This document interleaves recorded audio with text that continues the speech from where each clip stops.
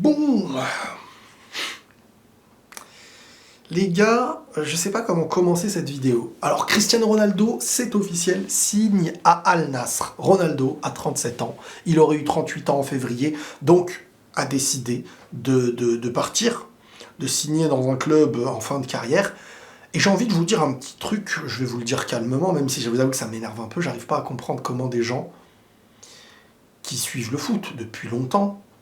Certes, Ronaldo est l'un des meilleurs de l'histoire, et il nous a tous fait rêver, du moins ceux qui aimaient les équipes dans lesquelles il a joué, mais qui n'a pas vu, parmi ses joueurs préférés, à 37 ans passés, il est plus proche de ses 38 que de ses 37, dans 2 mois il a 38 ans, un joueur signé dans un club étranger pour finir sa carrière et prendre de l'argent. Ça y est, c'est la fin de carrière.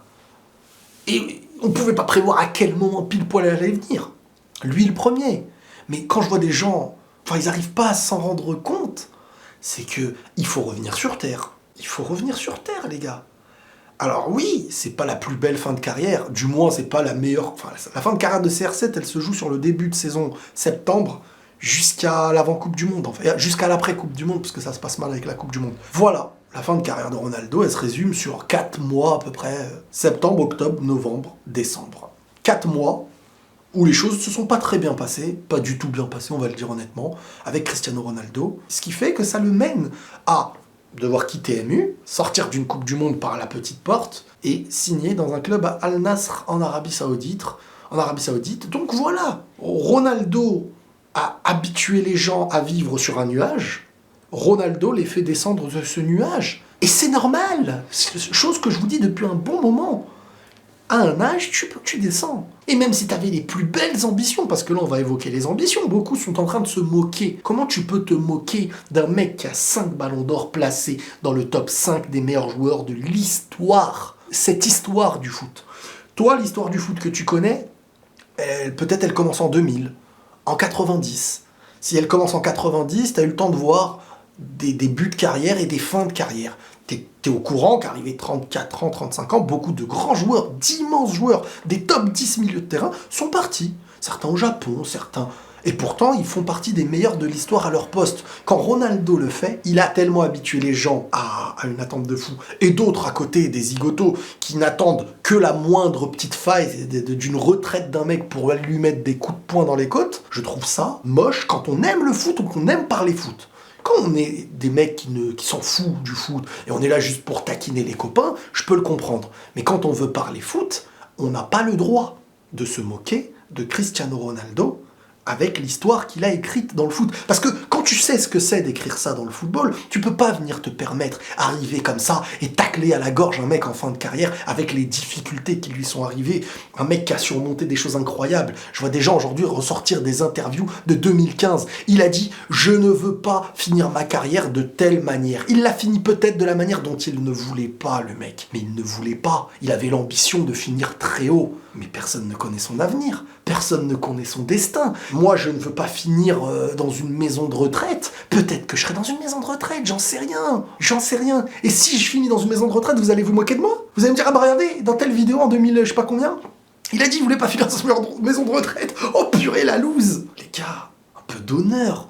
Mais là, je parle vraiment si vous parlez foot et que vous aimez le foot. Encore une fois, si vous n'aimez pas le foot ou que vous ne voulez pas parler sérieusement, quittez la vidéo, ça sert à rien de discuter. Mais soyons honnêtes. Messi, quand dans 2 ans, il aura l'âge de Cristiano Ronaldo, il va être sur la pente descendante. Alors il aura fini le jeu parce qu'il a la Coupe du Monde et tout. Et je vais vous dire la même chose de ceux qui voudront lui tomber dessus. Parce que, attendez-vous à la même chose. L'ingratitude de l'homme, l'ingratitude des gens sur Terre, c'est ça. Moi, les gens, ils pourront m'aimer jusqu'à je sais pas quand. Demain, il va m'arriver des trucs. Je m'attends pas à ce que les gens viennent derrière moi me féliciter ou m'encourager. Les gens, aujourd'hui, aiment le sang. Les gens, ils aiment la viande. Les gens, t'as un mec, il a écrit une histoire comme... Il n'y en a pas 4 qui ont fait ce qu'un Cristiano Ronaldo a aujourd'hui fait dans le football. Il est dans un top 5 facile de l'histoire du foot. Si tu regardes ce qu'il a fait sur le terrain individuellement, si tu regardes ce qu'il a gagné, t'additionnes à ça les trophées individuels. Une addition... J'ai envie de dire même, c'est lui et Messi, de base. Et même si on peut dire, ou qu'on veut dire, ou qu'on croit, ou qu'on ne croit pas, que Messi est le numéro 1, il n'y a aucun problème. Il n'y a aucun problème. Ça ne retire rien à ce que Ronaldo a fait, et au fait de ne pas s'en moquer. faut les mettre dans un sac et enjoliver ce sac quand on aime le football. Je parle qu'à ceux qui aiment le football et parler football. Je le répète parce que c'est pas logique, encore une fois. Un mec qui aime la boxe, est-ce que vous le verrez taper des grosses barres à vouloir se moquer ou humilier Mohamed Ali ou Mike Tyson ou les plus grands? C'est pas possible. Tu peux pas dire un mec qui aime, c'est un mec qui n'aime pas ou qui ne connaît pas ou qui comprend pas ou qui a envie de jouer dans une cour de récré. Chacun a le droit de faire ce qu'il veut, chacun a le droit de se moquer. Moi je parle avec amour du foot. Après, je m'en tartine de leur tronche. Moi, après la vidéo, je suis pas là à me dire Ronaldo machin. Mais j'aime pas l'ingratitude. Et j'aime pas les gens qui se nourrissent du mal de quelqu'un d'autre. Ça aurait pu être n'importe quel domaine. Ça me frustre de voir ça. Ça me rend Je me dis, mais quelle ingratitude d'avoir pu avoir les yeux ouverts devant le foot qu'on aime et d'avoir vu des performances de Cristiano de Manchester United, du Portugal, l'Euro 2004, quand il arrive avec son équipe, avec Figo et tout, il est là déjà, ça y est, il fait rêver tout le monde. Manchester United, quand il prend les Ligues des Champions, son match de fou contre la Roma en Ligue. Moi j'ai des souvenirs, et aujourd'hui il y a des gens qui sont là, ah voilà, il est enfin, il a 37 ans passé, comment on peut en arriver à vouloir humilier, chercher à humilier. Il n'y a rien d'humiliant chez Cristiano Ronaldo. Il a 5 ballons d'or, il a un palmarès que presque personne ne pourra réellement égaler. Ça se joue sur des détails. Et comment aujourd'hui, moi c'est ça que j'arrive pas à comprendre. Déjà j'arrive pas à comprendre comment on ne peut pas comprendre qu'un mec de 37 ans puisse partir à l'étranger, finir sa carrière, ça y est. Alors oui, ça s'est joué dans un petit laps de temps, mais Eden Hazard, quand il arrive au Real, la saison d'avant, il est hyper bon. Il enchaîne des trucs, les blessures, et plus jamais derrière, il retrouve son niveau. Il y a la fin de quelque chose, parfois ça arrive brutalement dans le football. Parfois ça arrive très brutalement. Mais les gars, applaudissons, si on aime le football. Mais applaudissons. Vous vous rappelez de quoi de mauvais dans la carrière de Cristiano? À quel moment tu peux réussir à être aigri sur la fin de carrière d'un joueur comme ça? Et puis à quel moment tu cherches encore des comparatifs? Quand tu es convaincu que ton joueur est meilleur, pourquoi tu cherches encore des comparatifs? Pourquoi tu as besoin de prouver des choses? Pourquoi? J'arrive pas à comprendre. Je vous jure que j'arrive pas à comprendre. Je veux dire, je vais prendre l'exemple de Messi. Quand on parle de Ronaldo, on parle de Messi, surtout avec les abonnés, donc c'est comme ça.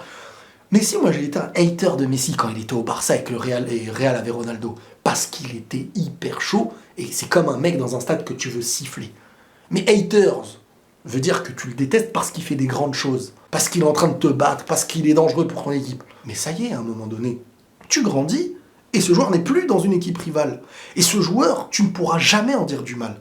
Vous ne m'entendrez jamais dire du mal de Lionel Messi dans le football. C'est pas, enfin, je veux dire, si je fais ça, ou alors m'en moquer, venir me moquer comme ça de Messi, ce serait la honte. Demain, on va me dire c'est quoi ton sport favori, c'est quoi tes passions, je veux dire le foot. Derrière, je me tape des barres sur l'un des meilleurs joueurs, si ce n'est le meilleur joueur de l'histoire.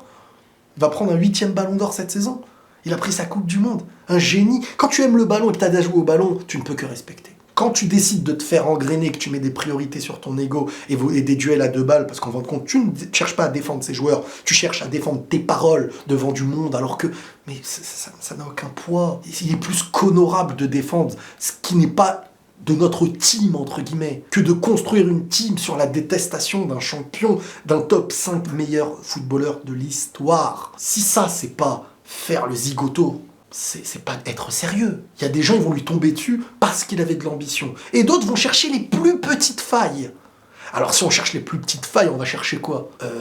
En dehors, son casier judiciaire, comment il se comporte avec sa femme, qu'est-ce qu'il a fait à ses enfants, est-ce qu'il est poli? On parle foot, on parle autre chose. Parce que si on parle autre chose, je parle pas avec vous. Si on parle foot, c'est de l'histoire, c'est de la légende, c'est magnifique. Bravo! On applaudit les joueurs comme ça ici. Chez nous, on applaudit les joueurs comme ça, les gens qui aiment le foot, ils applaudissent les monstres pareils. Maintenant, si vous êtes là pour faire des blagues, rigoler ailleurs, mais posez-vous entre vous. C'est pas mon délire. Moi, je regarde ça, je kiffe. J'ai kiffé voir Ronaldo. Et j'ai kiffé voir Messi. Et je vais toujours les vanter l'un et l'autre. Et même si ça, à des moments, ça m'a fait mal au cœur, parce que c'était les rivaux. Parce que des fois, il m'a fait... Mais quelle fierté, quel beau sentiment de me dire, voilà, ces 2 joueurs, je les ai eus et je les ai kiffés. Et malgré qu'il y en a, c'était mes rivaux, j'ai toujours déclaré la réalité sur ces monstres. J'ai passé l'âge.